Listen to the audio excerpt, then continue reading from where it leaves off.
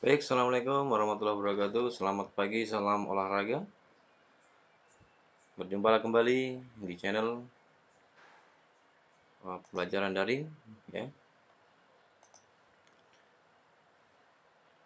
kita melanjutkan materi yang minggu yang lalu, yaitu atletik. Ya, kalau minggu yang lalu kita masuk atletik jalan, itu kali ini kita masuk ke materi atletik lari. Ya, lari, nomor-nomor lari. Kalau dalam bahasa atletik, mungkin minggu yang lalu sudah saya sampaikan ya. Dalam bahasa atletik, kalau nomor-nomor itu macam-macam atau bahasa yang lainnya cabangnya, ya, nomor-nomor lari atau macam-macam lari. Yang pertama ada lari sprint, atau disebut juga dengan lari jarak pendek. Yang kedua yaitu lari jarak menengah, ya. Dan selanjutnya ada lari jarak jauh, lari maraton, lari estafet, dan lari gawang, ya.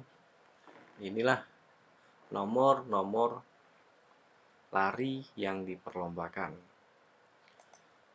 Dan selanjutnya kita bahas yang pertama, yaitu tentang lari sprint atau lari jarak pendek, ya. Apa itu lari jarak pendek? Lari jarak pendek atau sprint, ya, itu adalah salah satu jenis lari yang dilakukan dengan kekuatan dan kecepatan penuh sepanjang garis lintasan dari start hingga finish, di mana pemenangnya ditentukan berdasarkan catatan waktu yang paling singkat atau yang tercepat, ya. Terdapat 3 jarak lintasan yang dilombakan pada lari jarak pendek, ya. Yang pertama nomor lari jarak pendek 100 meter, yang kedua itu ada 200 meter, dan yang ketiga ada 400 meter. Ini nomor-nomor lari jarak pendek. Pengetahuan dasar lari jarak pendek. Sebelum melangkah ke teknik berlari cepat, seorang pelari harus mengetahui, ya, pengetahuan dasar berlari cepat atau lari jarak pendek. Menurut BOMPA 1999, hal-hal dasar yang harus diketahui pelari jarak pendek adalah sebagai berikut, ya. Tubuh sedikit condong ke depan saat berlari, kedua lengan sedikit fleksi 90 derajat, dan diayunkan searah dengan gerakan saat lari. Otot bagian depan dan kedua lengan tetap dalam keadaan rileks, ya. Tungkai bawah ditolak dengan kuat sampai lurus, dan pengangkatan pada depan diusahakan sampai posisi sejajar dengan tanah. Pinggang tetap dalam posisi ketinggian yang sama, ya, selama berlari. Ketika mencapai finish, badan dicondongkan dengan serentak ke depan untuk mengantarkan bagian dada menyentuh pita. Berarti di garis finish itu dada lah yang menyatakan pelari itu telah sampai di garis finish, ya. Nanti di garis finish ada pita. Biasanya kalau dalam perlombaan lari pendek seperti itu. Teknik start lari jarak pendek, ya. Yang harus dikuasai yang pertama itu adalah start. Start adalah awalnya, awal seorang pelari sebelum melakukan gerakan berlari. Tujuannya utama dari start dalam lari jarak pendek adalah mengoptimalkan pola lari cepat, ya. Ini menurut Purnomo 2007, halaman 23. Terdapat 3 macam teknik start dalam lari jarak pendek, yaitu sebagai berikut. Yang pertama, start pendek atau boot start, ya. Kaki kiri depan dan lutut kaki kanan diletakkan di sebelah kaki kiri sekitar satu kepal. Kedua tangan diletakkan di belakang garis start dengan jari-jari rapat dan ibu jari terpisah. Yang kedua, start menengah atau medium start. Kaki kiri di depan, lutut kaki kanan diletakkan di sebelah kanan. Tumit kaki kiri jaraknya sekitar satu kepal. Kedua tangan diletakkan di belakang garis start dengan 4 jari-jari rapat, ibu jari terpisah. Yang ketiga, start panjang atau long start. Kaki kiri diletakkan di depan lutut, kaki kanan di belakang kaki kiri, jaraknya sekitar 1 kepal, kedua tangan diletakkan di belakang garis start, dan jari-jari rapat dan ibu jari terpisah. Nah, ini teknik start lari jarak pendek atau yang disebut juga dengan start jongkok. Menurut Bumpa tahun 99, terdapat 3 urutan atau langkah-langkah teknik start lari jarak pendek, yaitu dijelaskan berdasarkan aba-aba sebagai berikut. Ya. Yang pertama, setelah memberi starter ya, ini jurinya memberikan aba-aba bersedia, maka pelari akan menempatkan kedua kakinya menyentuh blok depan dan belakang. Kemudian lutut kaki belakang diletakkan di tanah, terpisah selebar bahu, jari-jari tangan membentuk V terbalik, dan kepala dalam keadaan datar dengan punggung, sedangkan mata tetap menatap lurus ke bawah. Ya, aba-aba bersedia. Ini contoh gambarnya, ya. Start jongkok yang digunakan. Ini tangannya, ibu jarinya terpisah dengan jari yang lainnya, seperti huruf V terbalik.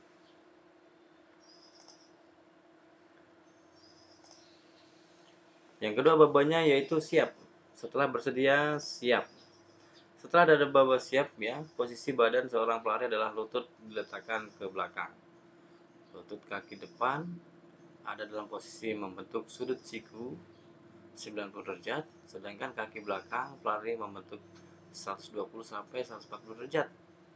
Dengan pinggang sedikit diangkat lebih tinggi dari bahu. Tubuh sedikit condong ke depan serta bahu agak maju ke depan dari dua tangan.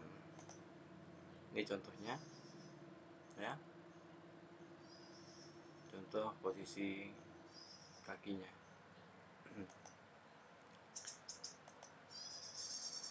Setelah aba-aba siap, ya, aba-aba ya. Ya.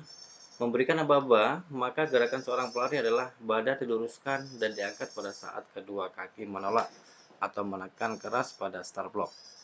Dan kedua tangan diangkat dari tanah secara bersamaan untuk kemudian diayunkan bergantian. Kaki belakang mendorong lebih kuat. Dorongan kaki depan sedikit demi sedikit, namun tidak lama kaki belakang diayunkan ke depan dan cepat, sedangkan badan condong ke depan, lutut dan pinggang diluruskan penuh pada saat akhir dorongan.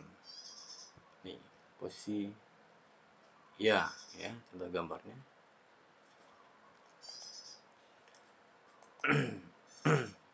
Selanjutnya teknik lari jarak pendek.